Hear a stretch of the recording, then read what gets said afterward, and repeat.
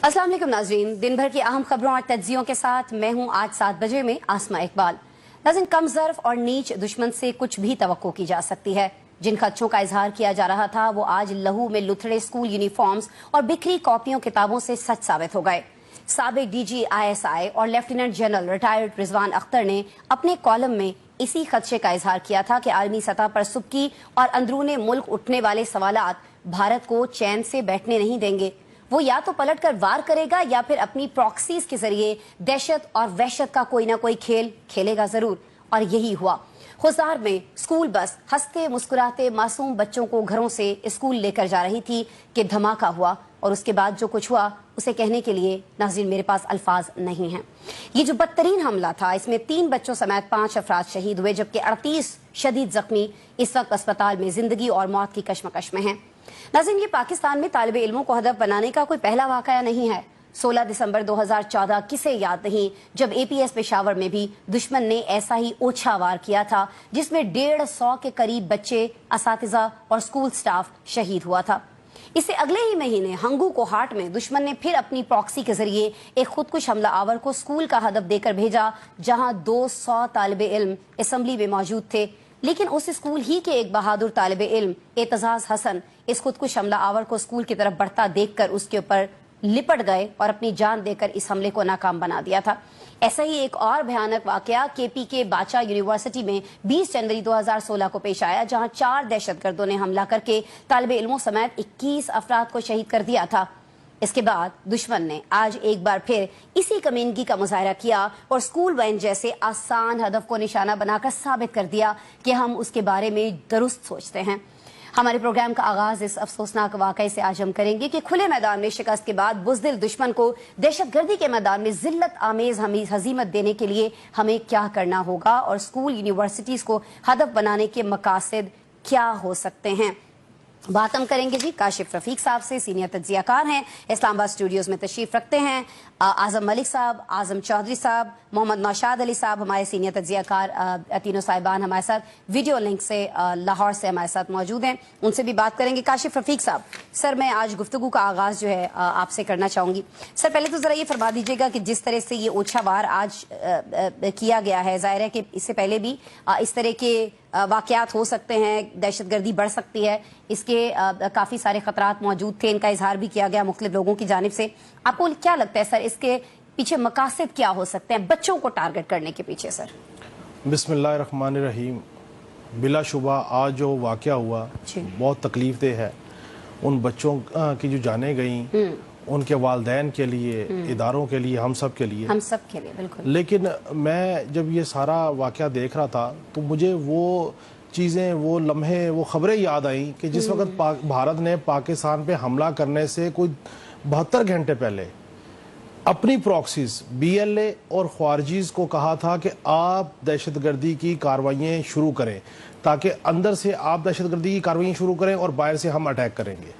मुझे लगता है कि भारत का वो पैगाम शायद इंटरसेप्ट हो गया या लेट पहुंचा या उनकी तैयारियां जो भी थी, ये तवक्को की जा रही थी कि भारत ने जिस वक्त पाकिस्तान पे अटैक किया, जिसके जवाब में पाकिस्तान ने अटैक किया और फिर उनको सुबकी का सामना करना पड़ा, ये उस वक्त के पैगाम थे और ये हमारे इदारों के पास ये इंफॉर्मेशन थी कि ख्वारजीज और बिलखसूस BLA जो है वो बड़े तादाद में एक्टिविटी करेंगी। इसी तरह का जो आज सानिया बलोचिस्तान में हुआ और KPK में भी एक जो पुलिस चेक पोस्ट है उसके ऊपर भी अटैक किया गया ख्वारजीज की तरफ से। सो भारत का मसला ये है कि जब वो नहीं लड़ पा रहा, मोदी जो है वो नहीं फेस कर पा रहा अपने लोगों को, उनका मीडिया नहीं फेस कर पा रहा, उनके फोर्सेस के लोग फेस नहीं कर पा रहे, तो अब वो ये इस तरह की हरकत और सकनात करेंगे ताकि ये साबित करे कि पाकिस्तान बदअमनी के मामले में है, यहाँ पे इन्वेस्टमेंट आए, यहाँ पे लोगों को चीज़ें ना हो और बिलखसूस कि जो ये कहते हैं कि पाकिस्तान महफूज तरीन और ताकतवर तरीन मुल्क है इस जमीन पे, उनको पता लगे कि ये कितना महफूज तरीन है कि यहाँ पे तो देखिए दहशतगर्दी की वाकयात हो रहे हैं। अब अगर बच्चों की बसों के ऊपर खुद कुछ हमले करवाने का जो जिम्मा भारत ने लिया हुआ, और मैं आपको बताऊं मैं पहले दिन से इस बात पे क्लियर हूं कि इंडिया और इसराइल एक पेज पे हैं। वाया अफगानिस्तान पाकिस्तान के अंदर इंसर्जेंसीज हो रही है। इसके ऊपर बिल्कुल ये सबूत भी मौजूद हैं, ये चीज़ें भी मौजूद है। अब मुझे बताएं कि इस तरह के वाकयात के बाद भारत आज तक पहलगाम की चीज़ें सामने नहीं लेके आया। हमारे पास तमाम एविडेंसेस मौजूद हैं, हर चीज़ है, और ये जो हुआ इसमें बबांगे दोहल ये एविडेंसेस सामने आया कि भारत के एमा पे ये काम हुआ। BLA ख्वारजी भारत के एमा पे ये काम कर रहे हैं, उसका ऑपरेशन सेंटर जो है अफगानिस्तान है, और इसलिए कर रहे हैं कि पाकिस्तान जो ये समझता है कि उसने इंडिया को डिफीट दी है, वो उनको ये दुनिया को बताना चाह रहा है कि पाकिस्तान इतना ताकतवर नहीं है कि वो बदअमनी को कंट्रोल कर सके। ये हमारे पास चीजें हैं भी, जब हम दहशतगर्दी के हवाले से शवाहिद की बात करते हैं। आजम मलिक साहब, सर हमारे पास इन वाकयात के शवाहिद हैं। वो अमरीकी असलहा हमने पकड़ा जो अफगानिस्तान में अमरीका छोड़कर गया, हम उनकी कॉल्स को टैप करते हैं, दहशतगर्दों के अफगानिस्तान में मौजूदगी की तस्वीर हमारे पास हैं। लेकिन क्या वजह है आजम साहब के आलमी सतह पर हम मजबूत मुकदमा क्यों नहीं रख पाते हैं अपना दुनिया के सामने? पहलगाम वाकया जो होता है उस पर कितना वावेला किया जाता है, किस तरह से पूरे खित्ते को जंग की आग में धकेलने की कोशिश की जाती है, ये सबने देखा। हम क्यों उस तरह से मजबूत मुकदमा नहीं बना पा रहे हैं इन सारे शवाहिद के बावजूद? जी आसमा साहबा, बहुत शुक्रिया। सबसे पहले तो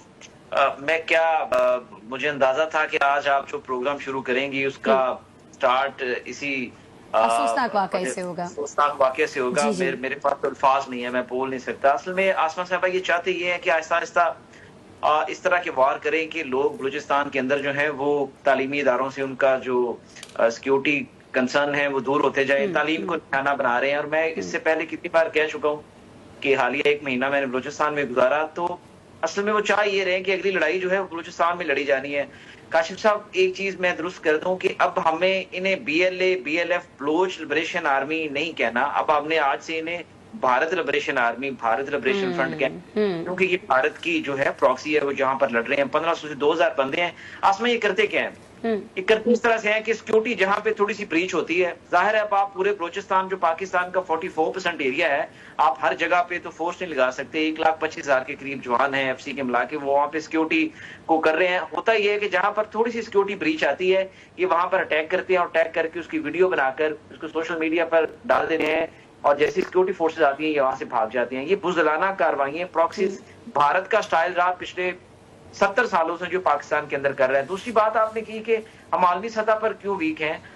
देखें, कुलभूषण यादव की गिरफ्तारी के बाद हमने आलमी सतह पर डोजियर भेजे, जो गैर मुल्की सफरा थे उनके साथ हमारी मीटिंग्स हुई, हमने उनको भी डोजियर दिए और बताया गया कि भारत पाकिस्तान को डिस्टेबलाइज करने के लिए किस तरह से अपनी प्रॉक्सीज के जरिए मगरबी सरहदों पर, जैसे काशिफ साहब ने कहा कि उसने कहा कि आप मगरबी सरहदें संभालें, हम पाकिस्तान को दूसरी जो सरहदें हैं उनसे निपट लेते हैं।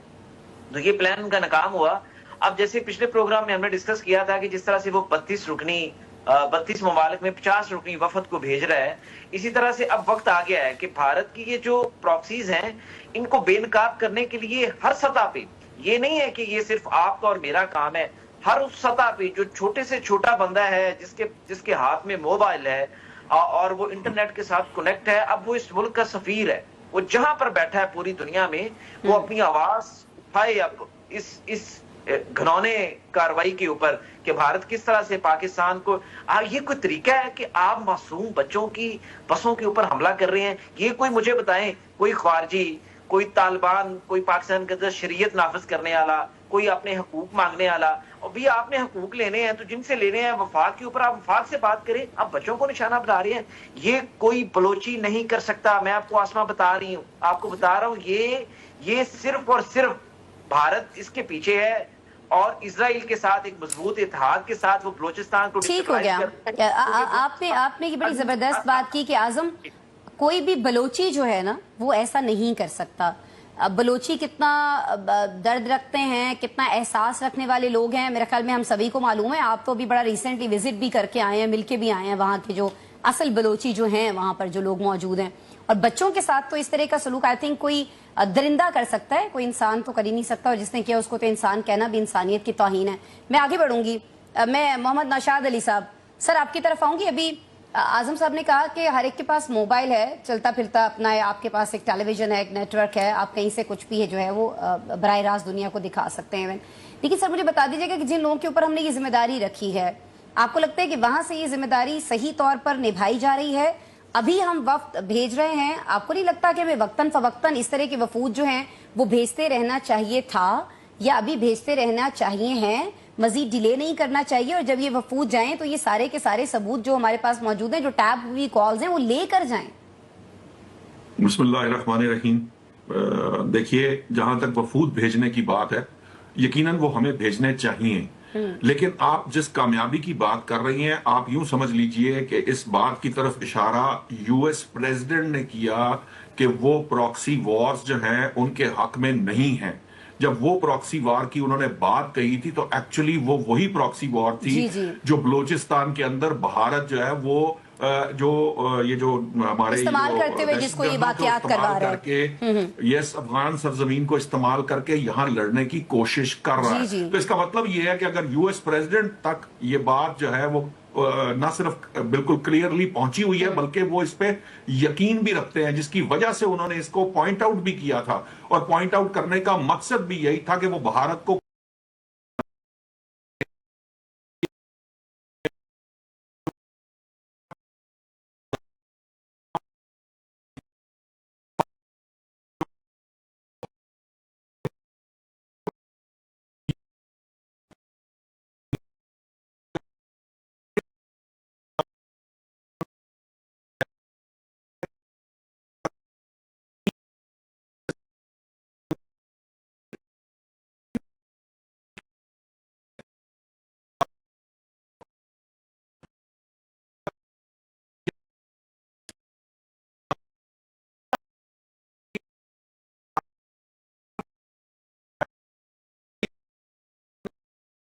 کوشش کر رہا ہے. ثانیہ اے پی ایس کس کو یاد نہیں ہے؟ کون ہے جو کس مذہب سے تعلق رکھنے والا، کس نظریے سے تعلق رکھنے والا جو ہے وہ کسی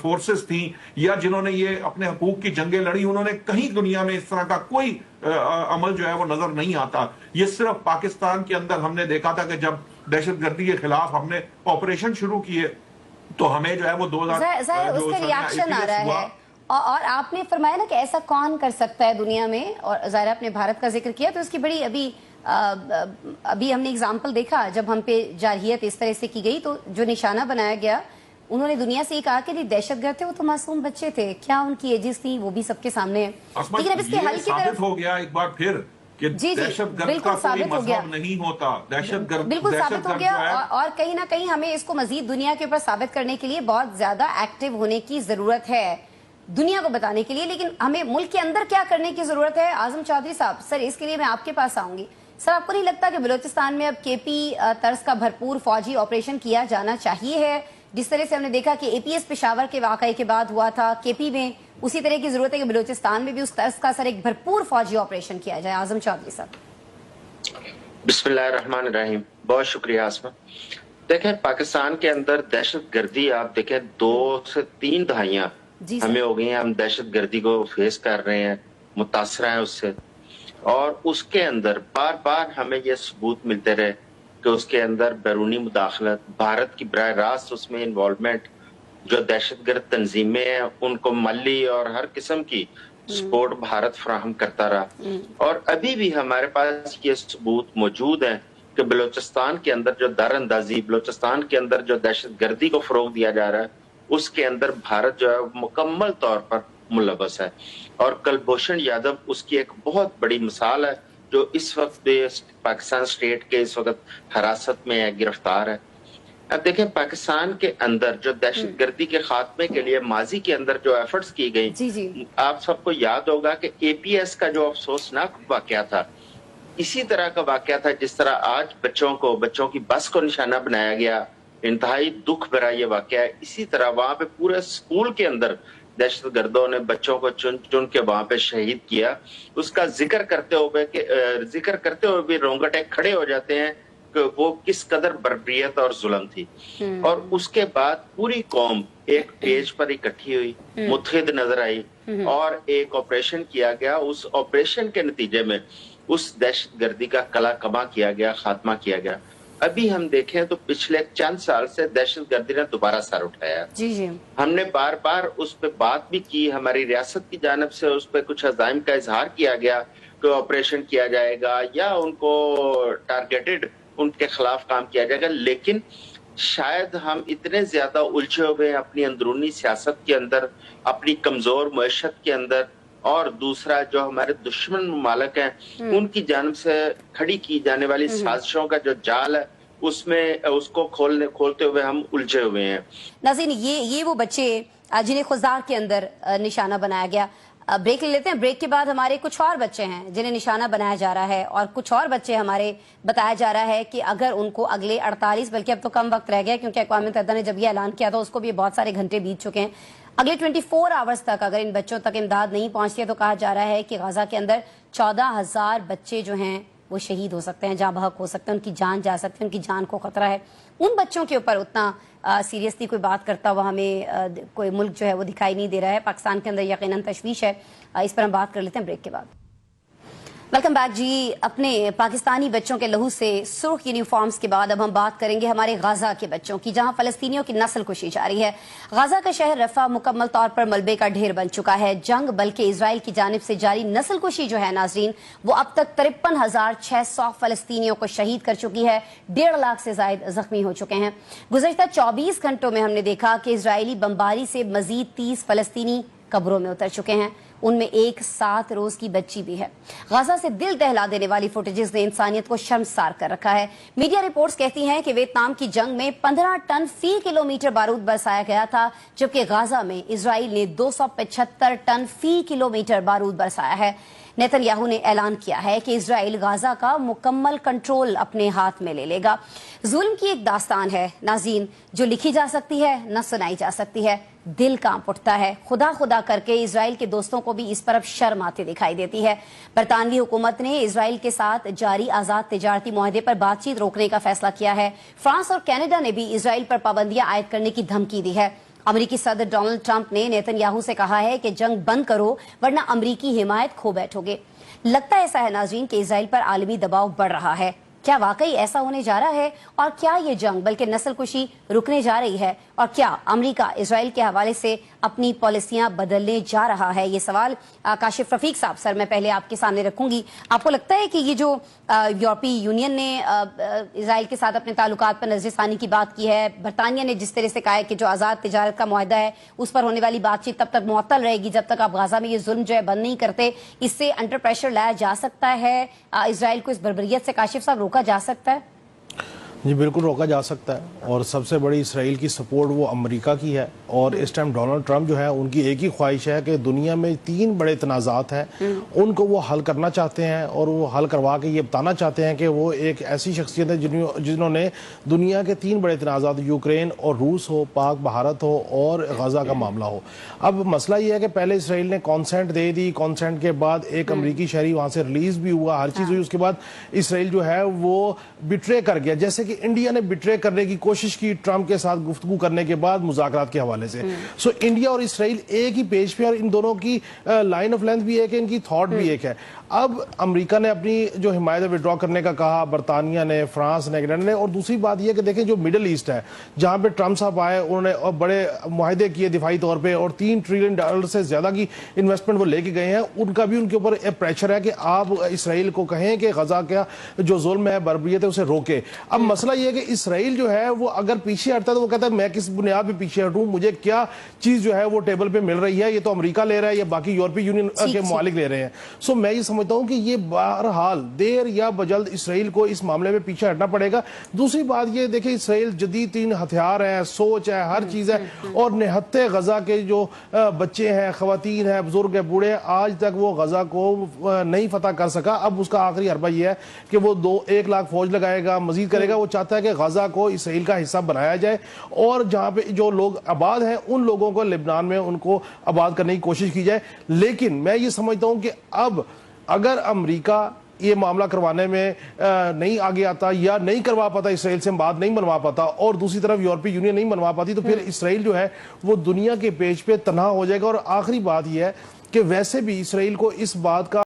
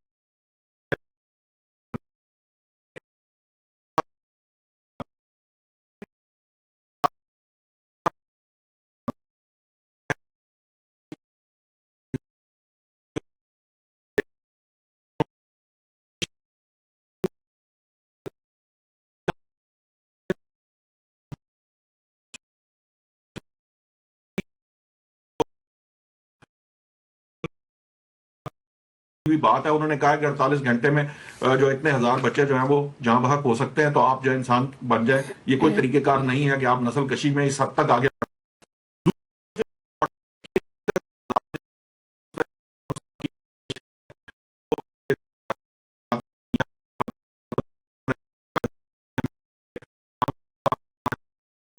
बाद में। लेकिन असल मसला यह है कि जो जिस हक के दिफा के तहत इसराइल ये सब कुछ कर रहा है, आपने देखा कि 3 ममालिक ने जब इस पे बात की है तो उन्होंने कहा जी वो भी हमास के खिलाफ है, हमास के खिलाफ हक के दिफा पे के हक में है इसराइल के। लेकिन ये जो कुछ अब इसराइल कर रहा है ये नस्ल कशी से भी आगे की बात है। सो उन्होंने भी सख्ती जो है ना वो शुरू की है। जो बात काशिफ साहब वाली है कि इसमें कोई शक नहीं, असल में इसराइल का प्रॉब्लम ये है कि इसराइल जो है वो अपने मुल्क के अंदर इस वक्त नेतन्याहू हुकूमत जो है वो शदीद प्रेशर में है, मुल्क के अपने अंदर से भी। क्यों? इसलिए कि अगर वो जंग जीतने का ऐलान नहीं करते तो उनकी हुकूमत को भी बड़े मसाइल का सामना करना पड़ सकता है।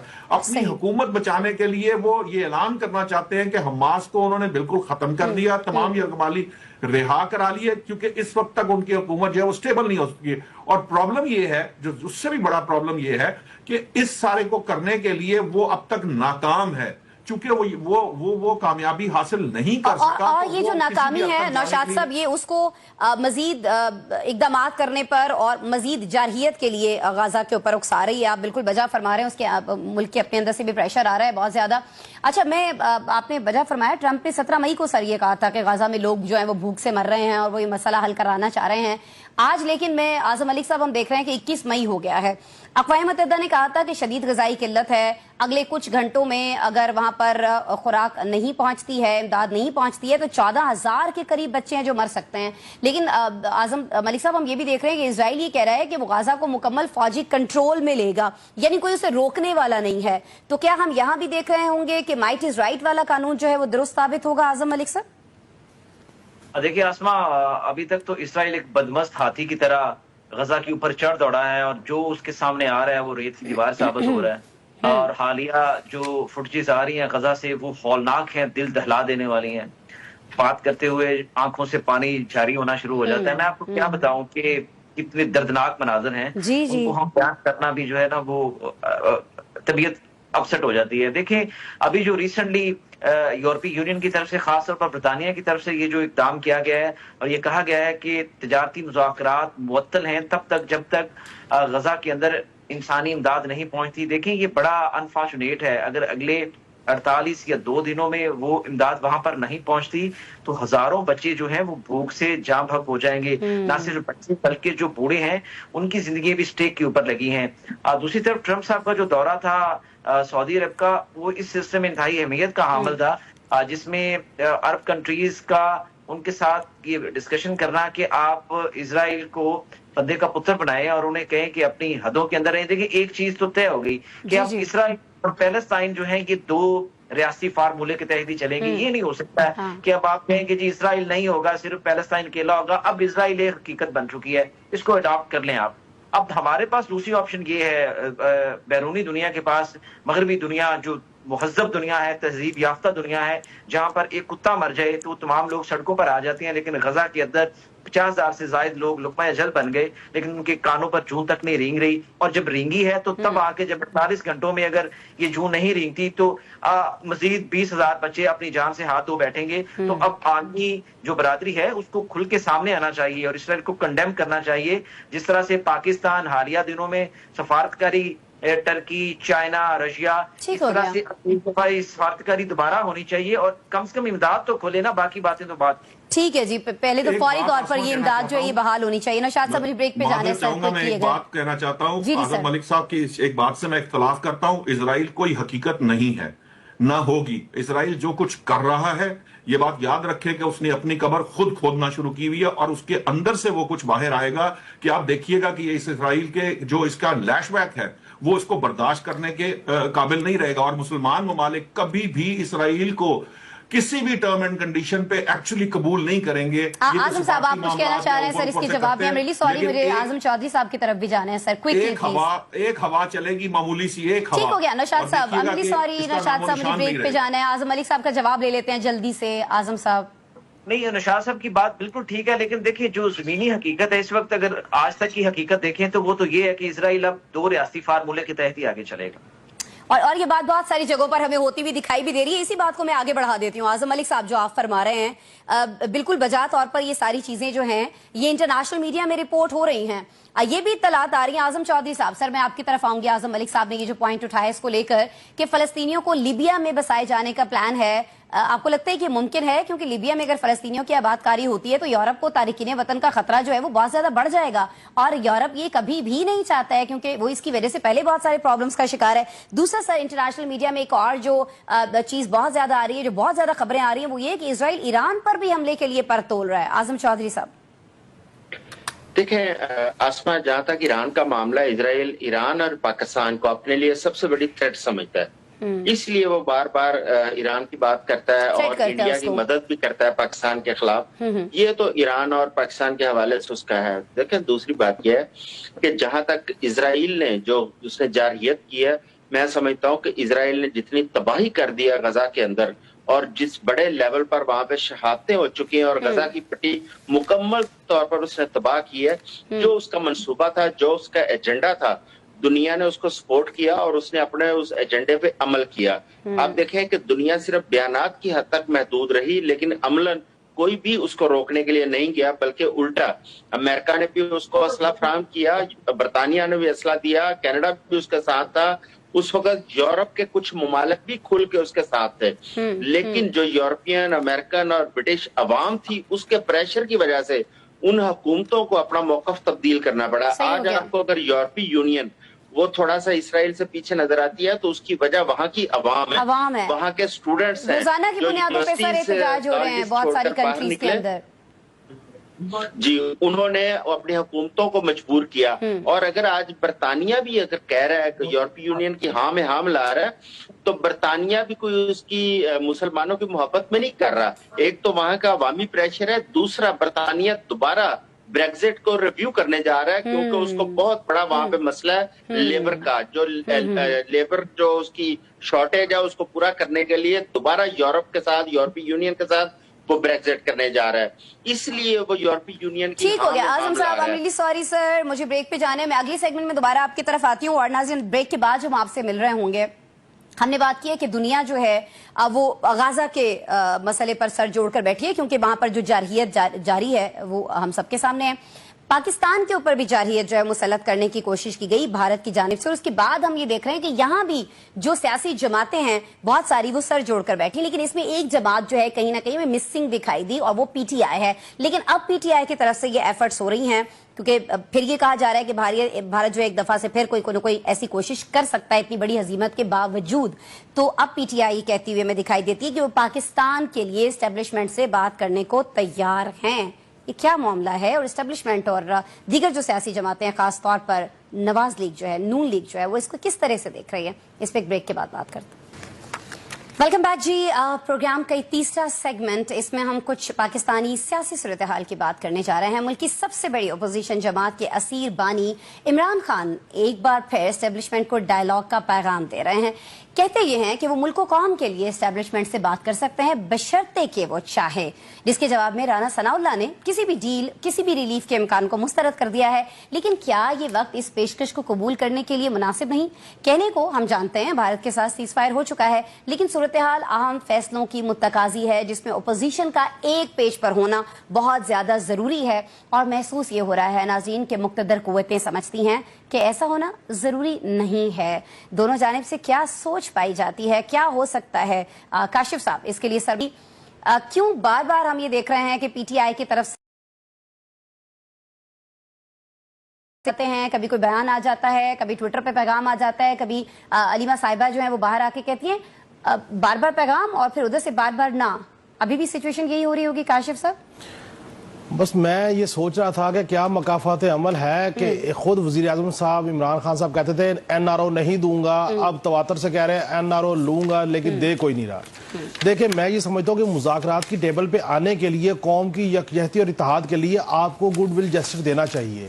آپ سب سے پہلے یہ کام کیجئے کہ جن لوگوں کو آپ نے लॉबिंग के पैसे दिए, जिन यूट्यूबर्स को आपने ये एजेंडा दिया कि आप रियासत मुखालिफ बातें करें और शोज करें और पाक भारत जंग में भी रियासत मुखालिफ चले, आप सबसे पहले उनसे डिसऑन करें। आप कहें कि हमारा इनसे कोई लेना देना नहीं है, हम इनको डिसऑन करते हैं, फिर पता लगेगा ना कि आप मुखलिस हैं। ऐसा नहीं हो सकता कि आप रियासत मुखालिफ बातें भी करें, तदबीरें भी करें, तहरीरें भी करें, और फिर जब आपको कहे कोई तदबीर काम ना आए, फिर आप कहे जी मैं इत्तेहाद के लिए बात करने को तैयार हूं, मुज़ाकरात करने को तैयार हूं। अब जो भी करना है वो बानी की तरफ से होना है। जिन्होंने डील देनी है वो तमाम दश्त अबूर करके एक चीजों को सेटल कर चुके, इकोनॉमी टेक ऑफ करने जा रही है, और जो हमारा दिफा है वो प्रॉपरली सिक्का बंद हो गया हुआ। ठीक हो गया सर, ठीक हो गया। मैं आपकी तरफ आऊंगी। नौशाद साहब, आपको नहीं लगता कि चलिए ठीक है, इमरान खान साहब की जानिब से पहले भी पेशकश आई है, लेकिन ये जो मुज़ाकरात की अब की दफा एक खुली पेशकश है, ये सियासी हमांगी के लिए बेहतरीन मौका हो सकती है, इससे फायदा उठाना चाहिए सर? बिल्कुल उठाना चाहिए, इसमें कोई दो राय कभी भी नहीं हो सकती।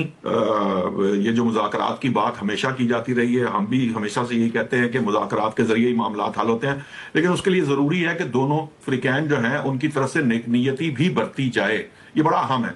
जिस पहलू की तरफ काशिफ साहब ने इशारा किया वो भी इंतहाई अहम है कि पहले आपको ये तस्लीम करना पड़ेगा कि आपने कहां गलती की है, क्योंकि वो एक जिसे कह लें कि जो कॉन्फिडेंस बिल्डिंग मैयर होता है कि जब आप अपनी गलती तस्लीम कर लेते हैं, हुकूमत को भी गलती तस्लीम करनी चाहिए, इसमें कोई मुजायका नहीं है। जब आप बात मुल्क की करते हैं, मुल्क के लिए आप लोग सारे जो हैं वो बात कर रहे हैं, तो फिर आप अपनी अपनी गलतियों को तस्लीम करके आगे बढ़ जाना चाहिए। आगे बढ़ने में ही आफियत है। ये सींग फंसा के रखने से दुश्मन को तो फायदा मिल सकता है, आप लोग खुद जो है वो शायद आपको कोई फायदा इसका कभी भी नहीं होगा। ये ठीक है कि हुकूमत को इस वक्त जरूरत नहीं है, ये ठीक है कि इदारों को जरूरत नहीं है, ये सारी बातें दुरुस्त है, लेकिन आप ये देखिए कि आपकी ताकत बढ़ जाती है जब आपके यहाँ कोई जो है वो आपके अंदर जो नफाक बिल्कुल किसी किस्म का ना हो, तो उसको बना लेना चाहिए, उस इत्तेफाक को बनाना चाहिए, चाहे उसके लिए आपको थोड़ा सा झुकना पड़े, तो इसमें कोई मुज़ायका नहीं है। लेकिन आपने गुफ्तगू के आगाज में जो कहा ना कि एतमाद की फजा उसके लिए होनी चाहिए। मैं आजम मलिक साहब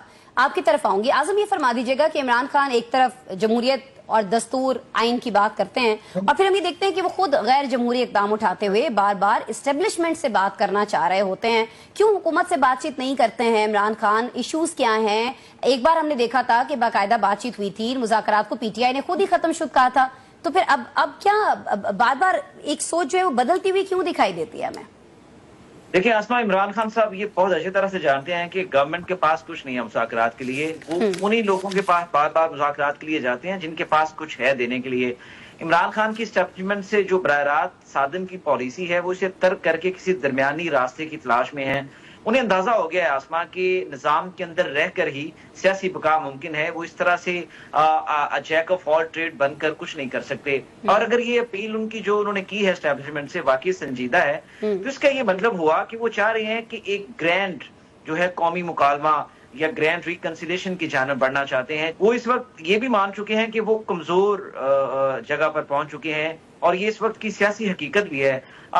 पीएमएलएन के साथ या मौजूदा गवर्नमेंट के साथ मुज़ाकरात की तरफ वो बिल्कुल भी नहीं जाएंगे और ना ही पीएमएलएन जाएगी, क्योंकि पीएमएलएन मुज़ाकरात की तरफ तब आएगी जब पीएमएलएन को ये पता चलेगा कि अब मुल्क के अंदर उनकी साख बहाल हो चुकी है और आइंदा इलेक्शन वो इस पोजीशन में आ गए हैं कि वो उसको विन कर सकें, तब वो जाएंगे इमरान खान के साथ। टाइम गेन कहीं ना कहीं हो रहा है नहीं और टाइम गेन से मुझे याद आया आजम साहब कि आपने ब्रेक में प्रॉमिस किया था कि आपका आधा मिनट जो है वो हम आजम चौधरी साहब को दे सकते हैं। तो ओवर टू यू आजम चौधरी साहब। सर ये फरमा दीजिएगा, नून लीग का जब जिक्र किया आजम मलिक साहब ने, राना सनाउल्लाह कहते दिखाई दिए हमें कि अदम एतमाद जो है वो बहुत ज्यादा है, डायलॉग मुमकिन नहीं है, दूसरे लफ्जों में डायलॉग नहीं हो सकते, ये उन्होंने कहा है। सर एक तो ये फरमा दीजिएगा, दूसरा ये कि इमरान खान कई बार एस्टेब्लिशमेंट को एंगेज कर चुके हैं, पसे पर्दा बातचीत भी होती रही है, लेकिन ये बातचीत आगे क्यों नहीं बढ़ती है आजम चौधरी साहब? क्या हुकूमत रंग में भंग डाल देती है या फिर इमरान खान के मुतालिबात इतने बड़े हैं कि माने नहीं जा सकते? आजम साहब आसमा, माजी के अंदर भी जो सियासी जमातें जब इक्तदार में आई, जब जवाल से इक्तदार में आई,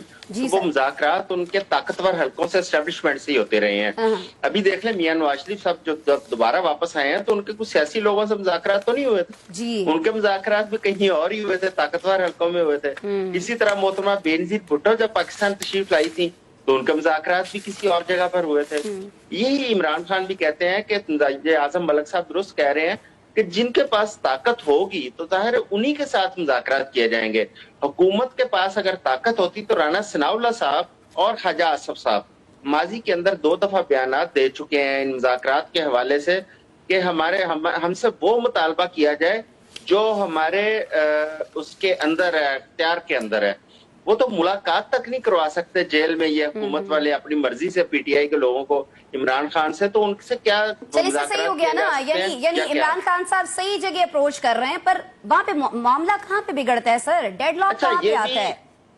دیکھیں یہ بھی چند لوگ جو ہیں ان کی جانب سے پھیلایا جانے والا ایک ایسا پروپیگنڈا ہے کہ عمران خان نے رابطہ کر لیا، حکومت کی جانب سے یہ ہو گیا. اس کے اندر حقائق کچھ نہیں ہوتا. عمران خان کی تو ملاقاتیں ہی بند تھی. ابھی چند دن پہلے اس کی بہنوں کے ساتھ اس کی ملاقات ہوئی ہے. اگر عمران خان کی براہ راست میڈیا سے گفتگو ہو جاتی ہے تو عمران خان کا موقف سامنے آ جوئی صاحب بصد احترام علی امین گنڈا پور صاحب نے خود کہا، بیرسٹر گور صاحب کہہ رہے ہیں سیز فائر ہونا چاہیے جیسے پاک بھارت سیز فائر ہوا.